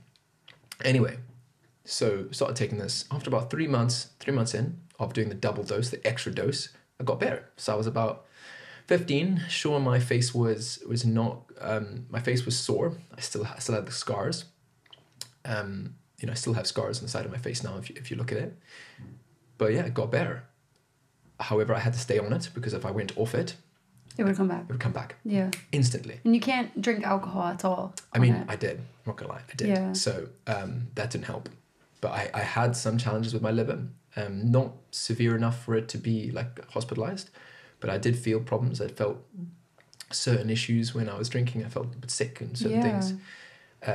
Anyway, long story short, I finally weaned myself off it. But during that weaning off process and the process of going through all of this, there was challenges with my skin. Obviously, it was really dry. So I had to do that routine quite a lot. I wasn't allowed to be in the sun because this was drying my skin so much that my skin kind of didn't have any protection. Yeah. And I had to put sunscreen on, but the sunscreen was really oily. So I wasn't meant to be putting any oil on my skin because my skin couldn't protect itself. There was a whole process that my doctor talked me through. And then obviously the side effects happened. So there was a point where I felt so low that I was in my room. And bear in mind, you've heard my backstory as well. So that's why the acne part kind of ties into the backstory of my parents weren't very material. I think at the point where I remember this, I maybe just turned 15. And I'd said to my mom, I was like, I hate my room. I really hate my room. She's like, why? And I'm like, nothing in my room is mine. It was all old stuff from the farm. Secondhand, like whatever they could find. Whatever we could salvage. It literally looked like my room was staged. In a way, like an old person's room. And it was all our old stuff. It was even the bedding, everything else, all my clothes. I didn't even have a single pair of jeans. I think I had like one pair of jeans that I'd worn for a couple of years that had been like ripped and stuff. And I think my parents were still in like hardcore saving mode. So I understand what they were going through. So I don't blame them whatsoever. But I just broke down and cried. I said nothing was mine. I feel like, you know, nothing. I look in my closet. I look in everything. I just don't have. You know, I was very lucky. I had like a PlayStation, and I had a Game Boy, and I had my dad's laptop. Yeah, that's the stage where you want to have an identity. And I had no identity. Yeah, that's exactly. so sad. And I'm going through all this, and obviously all the hormones of being a teenager, plus the extra hormones and whatever was going on in my body at the time with Roaccutane. It just was just a cesspool. And I remember my mum. I just was not being logical, and my mum was like, what the hell's going on? So she literally was like, we'll go into town right now. Selby's not logical, what's going on? Yeah, it's like something's wrong. So we got into the car and she took me to the shops and we bought myself some bedding. The first time I ever had my own bedding. Aww. I was 15 years old. When I say my own, as in like I chose it. I chose the colour, I chose everything. We even What colour did you pick? I think it was like a dark brown. I didn't have any choices, unfortunately. Again, this is Africa. This is a poop colour. But at least it was your poop colour. It was my poop colour, yeah. That's nice that you got to choose it. And then she took me out, and I bought like a pair of jeans. I bought two t-shirts and stuff, and I started to be a little bit better. And then but it didn't go away. Like, the problems were there, and I stare out the window, and I just wouldn't be present, and I was not very happy. Yeah. And I went to the doctor. The doctor was like, "Oh, you sure? All these kind of sound like kind of depression, and blah blah blah." And I told him that I think it's because of the drugs, because I didn't feel like this when I'm off the drugs. Yeah. And he's like, "Are you sure you don't want to go see a psychologist?" And I was like, "When I stop taking the drugs, I feel fine. Yeah. When I take the drugs, I don't feel fine." Yeah. So there's a big correlation there, and fair enough. I did start. He basically said, "Okay, we'll wean you off it." So I had to wean myself off him in 3 months. So you had to you basically slow the dosage down. And then I was fine. I was fine for a bit. Honestly, from 15, 16 to about 18, my skin was perfect. Really? Absolutely perfect. That's cool. Maybe like 1 or 2 spots, but nothing. Yeah. And I would use the follow-on. There was a cream called Retin A, which was very similar to things like Accutane, blah blah, A formula, and you would, again, banned in the US, and I would put them on the sides of my face and all the places where the scarring is, and it actually did a fantastic job. Wow, that's cool. So I took more than my 11,000. I think I took something like 13,000 milligrams. Fuck. So my liver is a bit messed up, and even now I feel it when I drink and stuff. It's not good. Hangover Selby is not a complainer whatsoever. So whatever you go through, you don't really mention it, or So that's what I mean. Is I've would never known know you for so long. You would never know. Yeah, because he doesn't just always bash on about it. It's kind of like it happened and he let it go. But yeah, because we have a lot of what do you say, philosophical chats, and we have very deep chats where I feel we've had so many deep chats, but when it comes to personal stuff, your perspective is always I've I've got a good life, I'm very happy, in that sense. I'm very happy. Yeah, that's what I mean, is so it's hearing all this stuff, it's very new, just because I feel 100%. I can't imagine that's a whole, in a sense, childhood. Obviously you would have had very happy moments, very good moments, and stuff like that, but that's a lot of stress and emotional kind of pain. Trauma shit, a lot of pain. So yeah, it was hard playing rugby. So I'll tell you that much. Yeah. Because playing sport and your make face, it worse. Your face is literally just a ticking time bomb. Anybody would touch me and it would be so much pain. Yeah. I even closing my eyes there, I could feel it. The sort of pain that kind of rushes through every limb in your body, and it kind of paralyzes you in a bit. Just because every part of my face was so sensitive to anything, any sort of touch. Anyway, so that kind of went through it, and then unfortunately when I came to the UK, maybe it was a change in temperature, maybe the stress, who knows, of going to university, came back.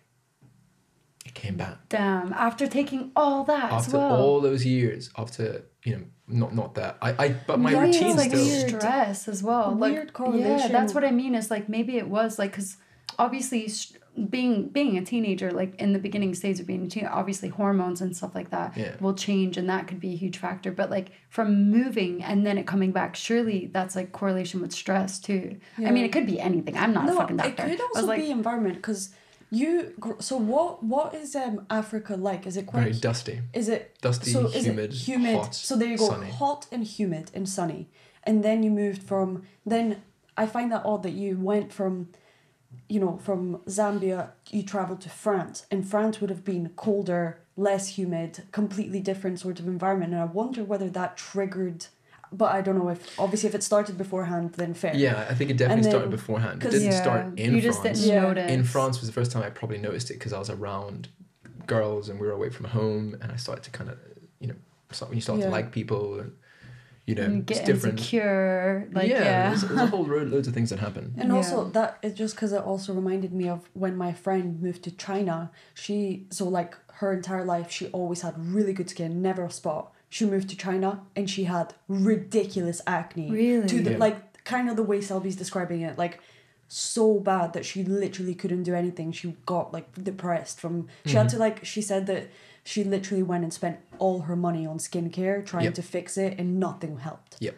And she said it could have been to do with the water, because you know she moved The from air. Russia to China. Yeah, the air. So The pollution. Yeah, that's what I was thinking. There's very little pollution. I mean, there's pollution, don't get me wrong, but it's dusty and it's humid. And there's lots of cars, but we live just outside the city. yeah, change of environment basically could have an effect on like A lot of the way things. your skin would react. And I think everybody's different. So some people had acne for a very short period of time and their body kind of like got over it. Great. Yeah. Me and a couple, still some friends I even knew, like, no. So when I came to the UK, tried everything we could, came back, and my family member said, why don't you go and try an alternative medicine like therapist or specialist? Because I tried everything. I'd gone through the Roaccutane. I can't take it anymore. I couldn't take it anymore. I'd hit my maximum. I was still using the Retin-A cream on my face. When it came back, it wasn't working. Didn't do anything. Or rather, it was drying it out, but it was still there. Like it wasn't, the Roaccutane helped a lot, but again, the risks outweigh the benefits in my opinion. At least now, looking back on it, and also during the time, I had to wean myself off it because I was literally having suicidal thoughts. I was like, I want my life to be over. Because you're in so much pain, and the Roaccutane doesn't make it better. Yeah, it's like one of the side effects. It's one of the side effects, right? Yeah. So you're in this kind of environment, and then I went to see this alternative medicine specialist, and he prescribed me, and I was all for it. I mean, at the time, I was like, listen, whatever. If it works, it works. I don't care. Just do it. And it was very weird because the person just kind of did what kind of felt like sort of like Reiki healing, but it's not. So they would like do touch points on my body, and then he would tell me like, oh, this is what you've got wrong with your body and that. And I tried it for 3 months. He prescribed me a whole range of pills, natural pills, or what I thought were natural pills from Holland Barrett, just random things like different like irons and all these things. He basically was like, oh, his view was acne was your body expelling poisons out of the body and pollution, and that's what the problem is. So you need to counteract that with giving your body the nutrients or the vitamins that it needs to fight that, and then you need to flush your body as well. So I was like, sure, whatever, let's just go for it. Because again, who am I to say that one thing's right, one thing's sure. not? Okay, let's fucking get rid of this shit. Let's do it. I don't care. Whatever you're saying, let's do it, right? Let's do it. And he came highly recommended. And I'm paying like 50 quid a session for this. So, and again, I'm a student. I don't have very much money. So I was like, I just want it to work. And I did this. I was literally at one point having, what lemongrass is? Yeah. So I was having pounded lemongrass, a full pint of it. Like, 2 big scoops of this like powdered lemongrass. Yeah. Water. I wasn't allowed to have anything else because I shouldn't be drinking sugars and other things. So I was obviously shaking up in a protein shake and downing this. It was the worst thing ever. Some people, swear on it, but it literally is grass. Yeah. So it's powdered grass. It is literally. It's literally grass. It is disgusting. It's not. I mean, maybe you have like a scoop in your yeah, smoothie but you're or having something. to like. But I was overload, downing like a protein shake worth. What happened? And it was just disgusting, and it wasn't helping. It wasn't helping at all. And there was I remember where I went back to him and I said, listen, it's not working. It's been 3 months, it's not working. Bro, no way. I'm paying all this money, not just on your sessions, but I'm also spending like hundreds of pounds a month on all these vitamins and these things, and I'm doing everything.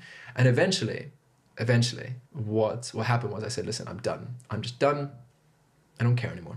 I don't care. If my face is going to look like it's the rest of my life, that's fine. I'm going to be an engineer. I'm going to focus on my mind. I just don't care about this anymore. Yeah. I'm done. I don't have any time for this. I want to live my life. Yeah. And at that point, I said, listen, mate, I'm not going to your next session. He tried to like make me pay another 50 quid. And I was like, listen, no, it's not working. I'm not paying any more money. What a prick. I'm not buying any more of your things. And maybe it worked for some people, but it didn't work for me.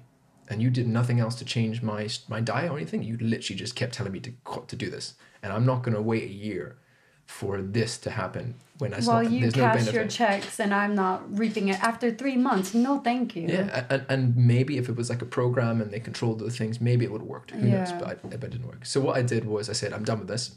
I remember a natural remedy that I'd heard of that had helped me once upon a time when I had dysentery. So dysentery is like diarrhea, but like really bad. Mm-hmm. Yeah, my brother got that in Morocco. Yeah. Really bad. You can't keep anything. Not It's even like water. sound like such a formal way of saying diarrhea, or is it like worse? No, it's worse. Like you're like really shitting bad. blood. You're like, dehydrated. Like you can't keep anything down. No water, no nothing. Yeah. Nothing you put in your body stays. So Yeah. for 3 or 4 days that happened to me, and by the end of it, I was like really weak. I was really not in a good place. Yeah. Did all the Jesus. tests. Why did that happen? Just for Sometimes it's like just a bug. So it's like just something you caught in food. Could be bacteria, could be a range of I was going to say just for fun. It's almost like having food poison, like in a way. Like, As in, like when I say, if I'm saying fun, it's like you're doing something, you go and eat somewhere, maybe someone doesn't wash their hands or you can get it, right? Yeah. And we went to the hospital. Whenever we go to Bulgaria, or pretty much whenever we travel. Whenever we go abroad, except for Portugal, I will shit myself everywhere else. Every country. But anyway, went to the hospital, paid lots of money, as you do, because everything's paid in Africa, and tested for malaria, tested for everything, tested for something called bilharzia, which is like a bug in the water. No, I was fine. Nothing wrong with me. And a family friend was like, well, if it is what I think it is, which is just like dysentery, your body's just like really run down. Yeah. We've been doing lots of fishing and things and lots of time in the sun. So my body was like really tired and weak.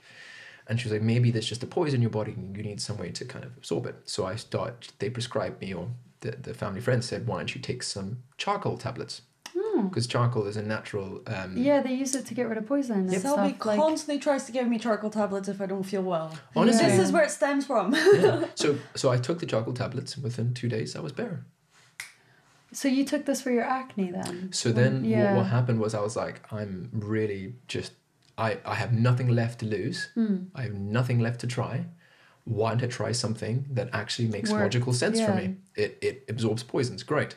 That seems logical. I know it works on my stomach, and that was the first time, and then I used it when I was hungover, and it worked.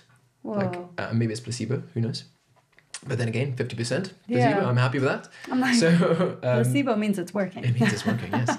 So I just decided, like, I'm just going to do it myself. Yeah. I started using the Retin-A cream. I continued to use it again on my skin, just to kind of dry it out, give me half of that, because at least it dried it out and my skin wasn't completely oily. Because when my skin is oily, it was even worse, because then it would get... I have oily skin. You know what I mean? I fucking know. Yeah, it's not great. Yeah. So I did that, and I bought a face wash that was charcoal face wash. Oh. So, and I've used that ever since. I still have charcoal face wash. To this day, I use it. Really?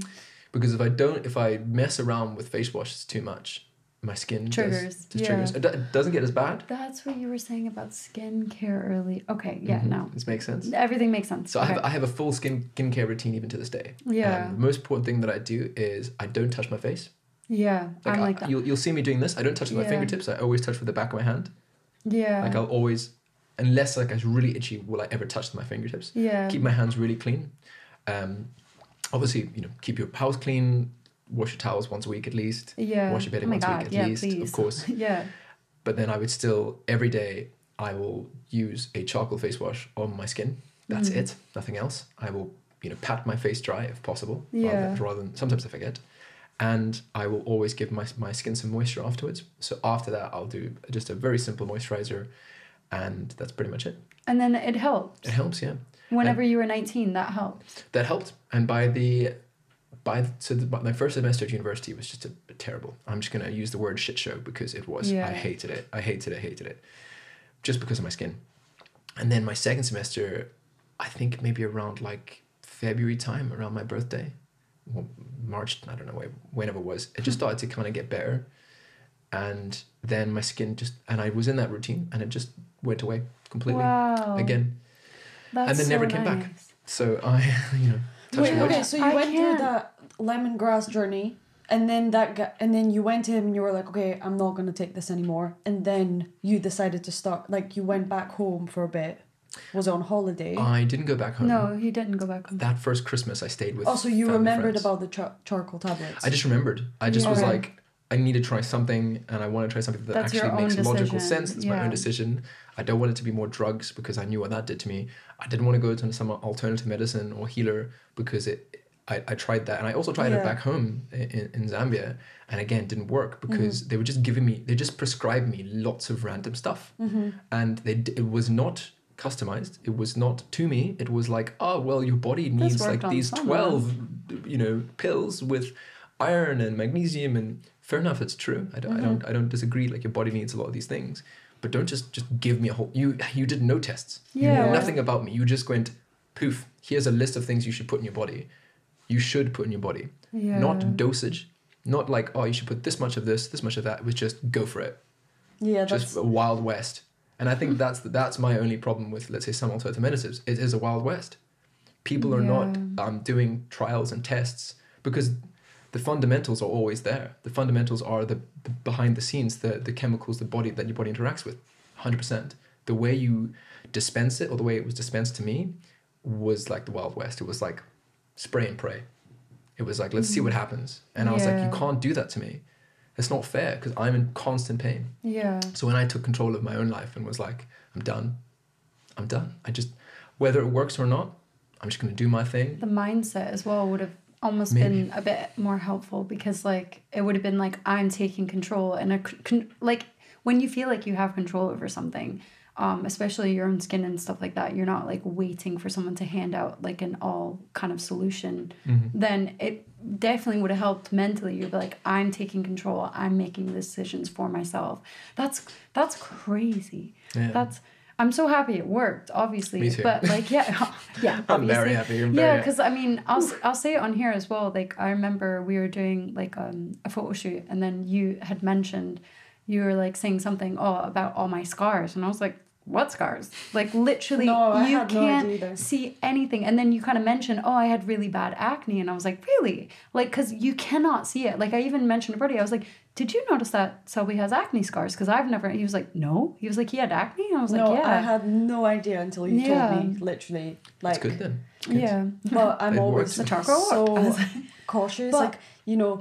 Sorry. Just one sec. Just like, you know how girlfriends like to do skincare with their boyfriends, or like something cute and stuff. So I've always been so freaking careful when it comes to doing anything like that, because I'm like, I do not want to trigger anything. Like, I don't want to be the cause of that. So I was like, no matter what I've learned for myself, I could never try and like recommend something to you, because obviously everybody has very different skin. Everybody's so it's like I'm always so careful. Even last night, me and Birdie decided to do a charcoal, which is funny, but it had witch hazel in it, which I think, again, it's like this it's just this type of like herb or whatever, some natural thing, but it's like tea tree oil. Like, tea tree oil might work for a lot of people, but if I put that shit on my face, my whole face breaks out. Like, literally, that's the problem. Some things are just not good. Exactly. My skin just does not like that. It doesn't like any perfumes. It's like, give me the simple stuff. I mean, if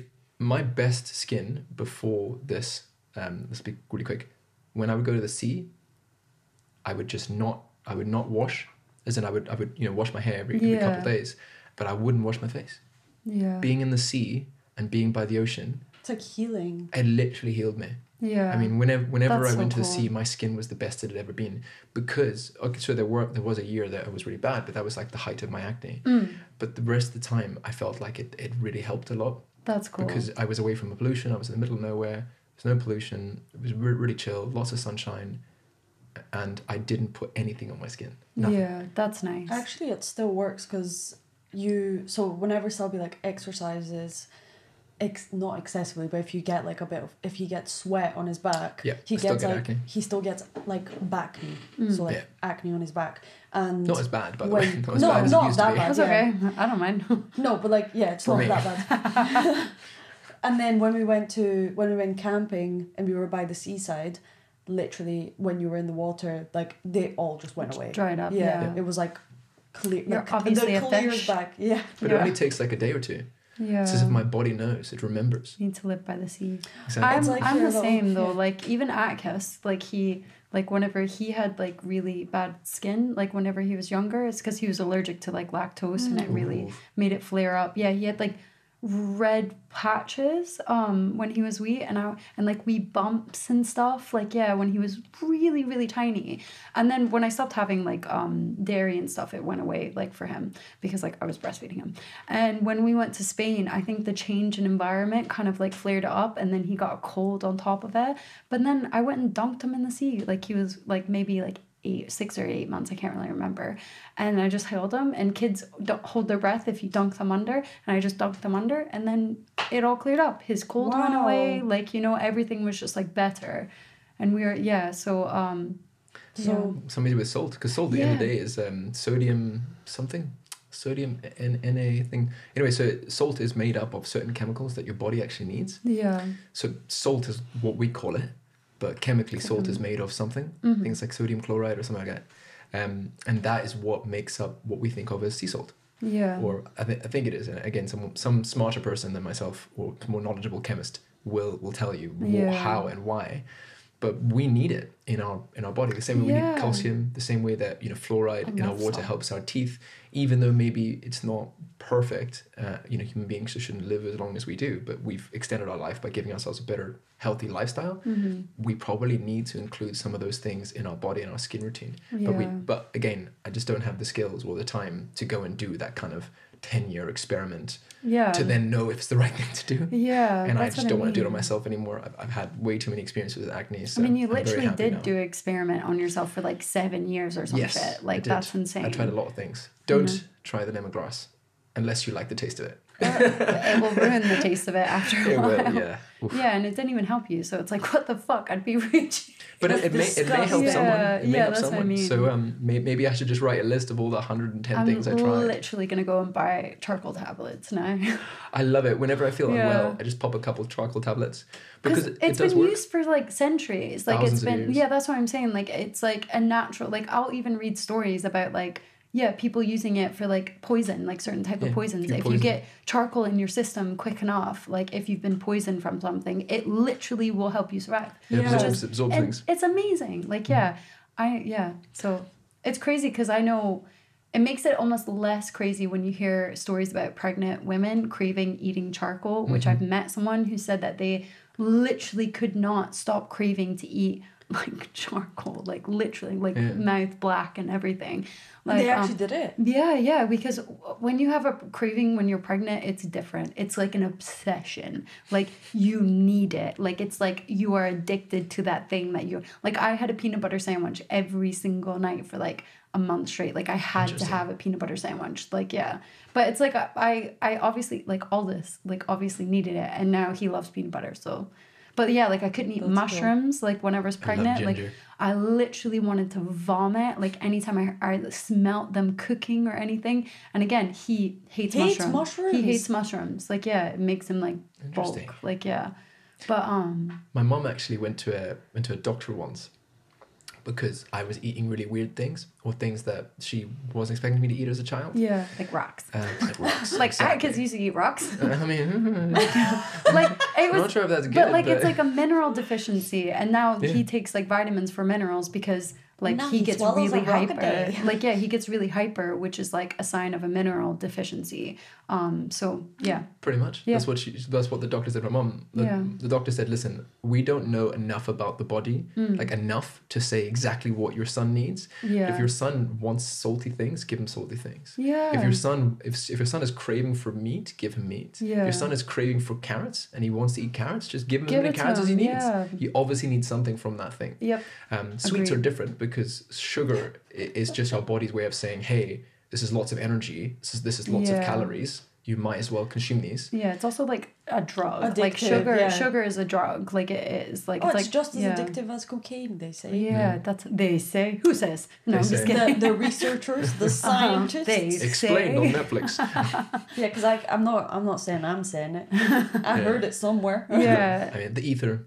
No, I find that. Yeah, I agree. Like if kids, especially when kids are wee, like they'll go through a phase of like I remember Aldous or Atticus was like obsessed with mashed potatoes and then would eat it obsessively, and then I started making it, and then it was like the next week they wouldn't touch it. I don't want it. I'm like, damn it.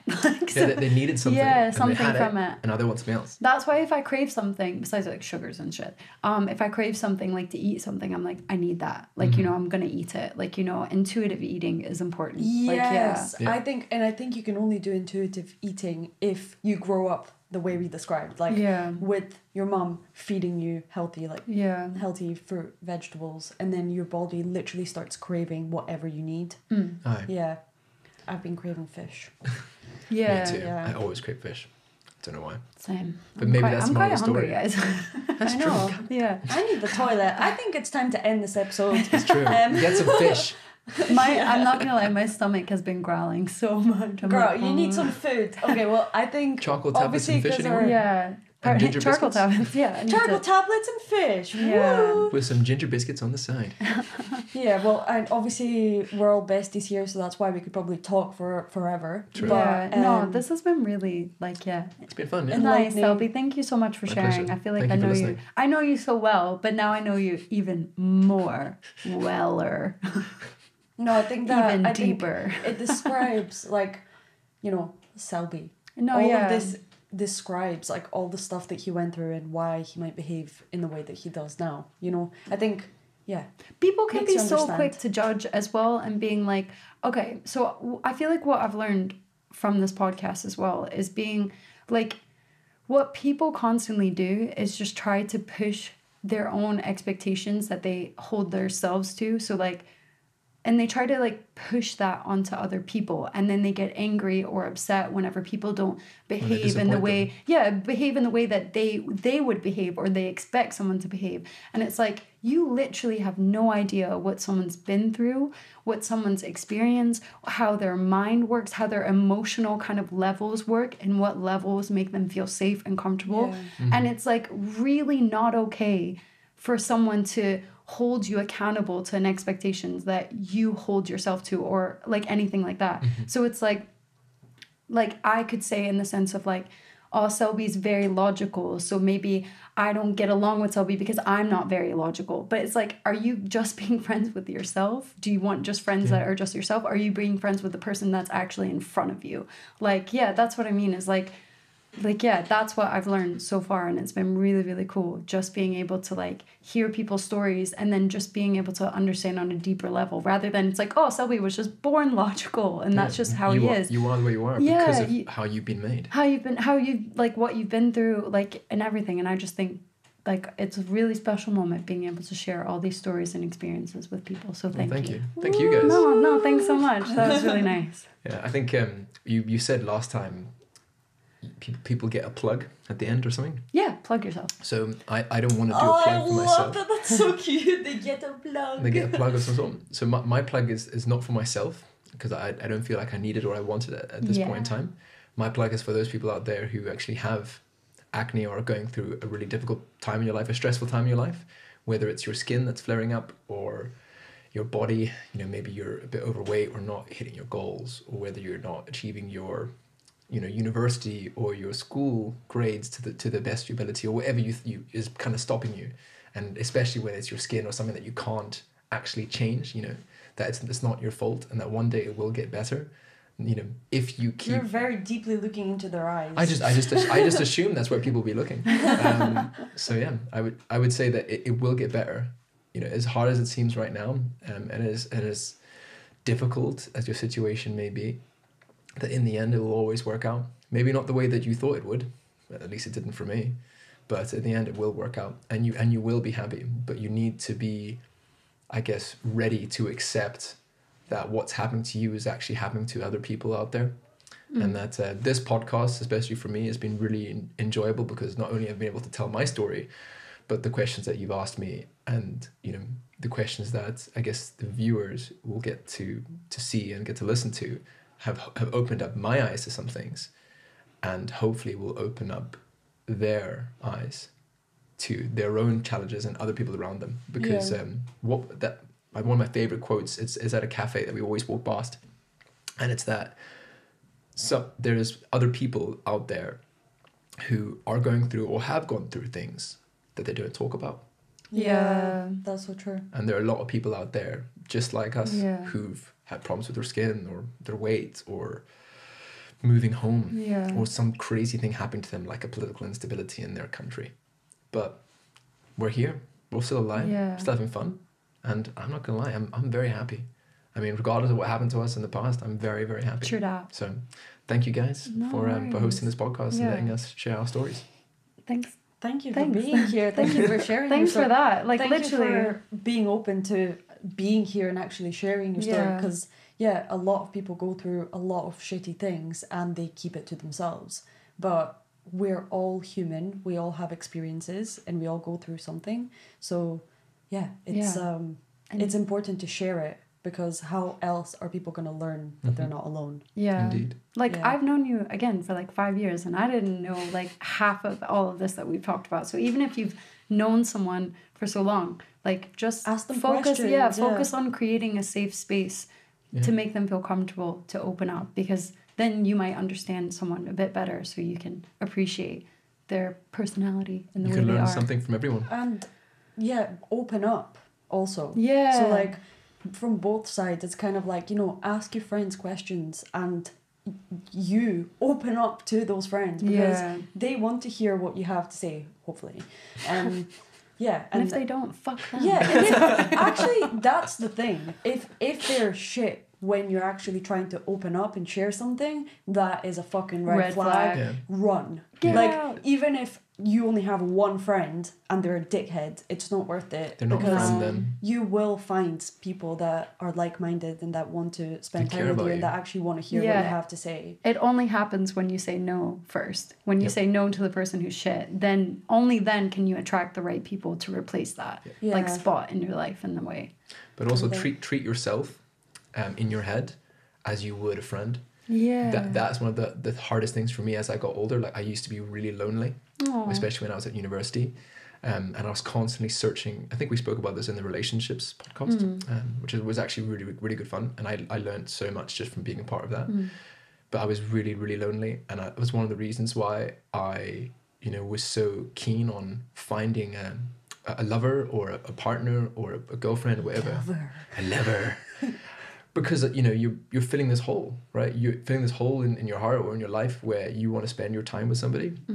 But I did not realize until maybe a couple of years ago that, you know, I'm spending time with myself all the time and I'm not treating myself very well. Very nice. Yeah. Or at least in here. Like, I'm treating my body well and I'm putting the right stuff into my body and I'm exercising, I'm doing all these things. And I'm even treating my skin properly, finally. But I was not treating my mental health properly. I in my head, I was saying, you can be better, like, you can do this, or that was horrible, you know, you can be better, like, how could you do that, or you could have said that better, and I could have said, you know, well done, you tried your best, you know, what can we learn from this, and how can we be better next time, and you know, let's move on, but you know, let's put it behind us, and we'll make amends if we made a mistake, we'll own up to it and put our hand up. You know, what would you say to your friend in a situation, whatever situation may be? Say that to yourself. Yeah. Doubt is the enemy. Exactly. Fear is the mind killer. Yeah. True that. Fear is the mind killer, and so is doubt. Well, if you would like to join us and tell your story, then please, we will have, basically, come and check us out on YouTube, and we'll have some links down below in the description. And that's where you can find the email address to send us your story. Yep. We want to hear it. Don't have to be here physically with us. We can record, you know, online. So if you're, you know, in America, or if you're in Russia, or if you're, and you can speak English, and you're, or even if you, basically, whoever you are, whatever your story is, come and join us. Yeah, we want to hear it. We want to hear your story, and we want to share it with everyone else. Exactly. And also, we want to say a big thank you to all our Patreon supporters. If you want to be part of our Patreon community, it's only £2 a month, which is less than a cup of coffee in the UK. For one of us. Yeah, for one of us. So if you, for example, like Melanie and you want to buy her a cup of coffee, then there you go. Come and join us. Yeah, vice versa. Or half a cup in the UK. Half a cup in the UK. If you can find a cup of coffee for £2 in Edinburgh, then please fucking tell us. I'll buy you a cup of coffee then. Yeah. So you can find us on Facebook, Instagram, where we put up short stories as well, and we share more things. So if you like us, support us in that way. If you can't, support us on Patreon. Follow, share. Every little bit helps, guys. Every single interaction helps. So even you just listening to this and watching this and being actually gotten this far in the podcast, like that's a massive bonus for us. Well done, you. Yeah. Congratulations. You win. But yeah, thank you so much for listening. Thank you for joining us, and until next time, see you later. Bye. Woo! Oh, that was good. Oh my god. I know I need to stretch. Look at that sweat patch. Oh, it did get warm. Nice. Much warmer than I thought. Yeah, that's why I said. I was like, it's gonna get hot. My hands, But the jacket. my hands are clammy. Yeah. That was good. Wait, I need to. Yeah, that was